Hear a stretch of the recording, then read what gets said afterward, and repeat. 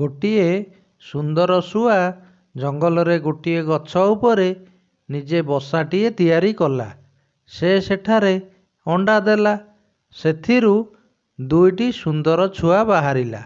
ସେମାନେ ଦୁଇଜଣ ଯାକ ଦେଖିବାକୁ ଏକା ଭଳି। ମା ଶୁଆ ସେମାନଙ୍କୁ ଅତି ଶ୍ରଦ୍ଧା ଓ ଯତ୍ନରେ ପାଳନ କରୁଥାଏ।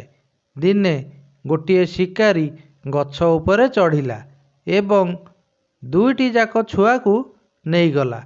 ଶିକାରୀ ଦୁଇଟି ଯାକ ଛୁଆକୁ ମୁଣାରେ ଭର୍ତ୍ତି କରୁ କରୁ ଗୋଟିଏ ଛୁଆ ଖସି ପଳାଇଲା, ଦୂରକୁ ଉଡ଼ିଗଲା।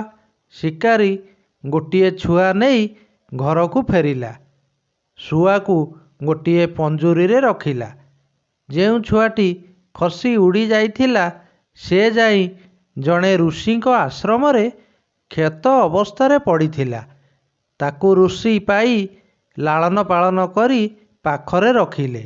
ଏହିପରି ଦୁଇ ଜଣ ଯାକ ଶୁଆ ଜଣେ ଶିକାରୀ ଓ ଅନ୍ୟ ଜଣେ ଋଷିଙ୍କ ପାଖରେ ବଢ଼ିବାକୁ ଲାଗିଲେ। ଥରେ ରାଜା ଘୋଡ଼ାରେ ଶିକାରୀର ଘର ପାଖରେ ଯାଉଥିବା ବେଳେ ଶୁଆଟି ତା ମାଲିକକୁ ଚିତ୍କାର କରି ଡାକି କହିଥିଲା, ଜଣେ କିଏ ଘର ପାଖକୁ ଆସୁଛନ୍ତି, ଶୀଘ୍ର ଧନୁ ଓ ଶର ବାହାର କରିନିଅ।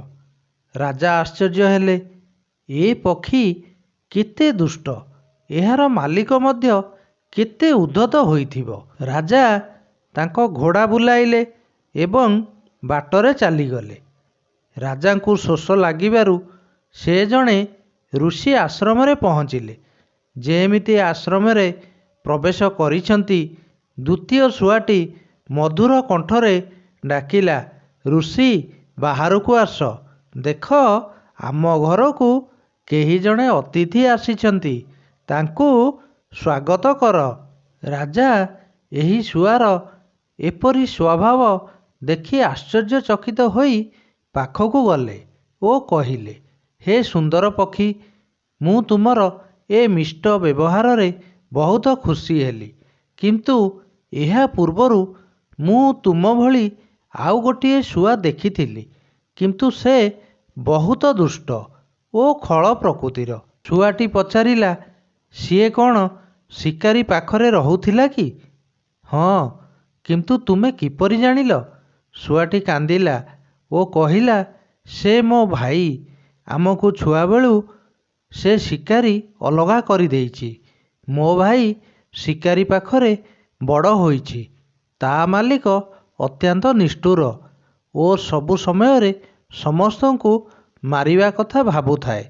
ତେଣୁ ମୋ ଭାଇର ବ୍ୟବହାର ସେହିଭଳି ହୋଇଯାଇଛି ଏବଂ ମୋ ମାଲିକ ଅଧିକ ସତ୍ୟପ୍ରିୟ ଓ ସୁବିଚାରଶୀଳ।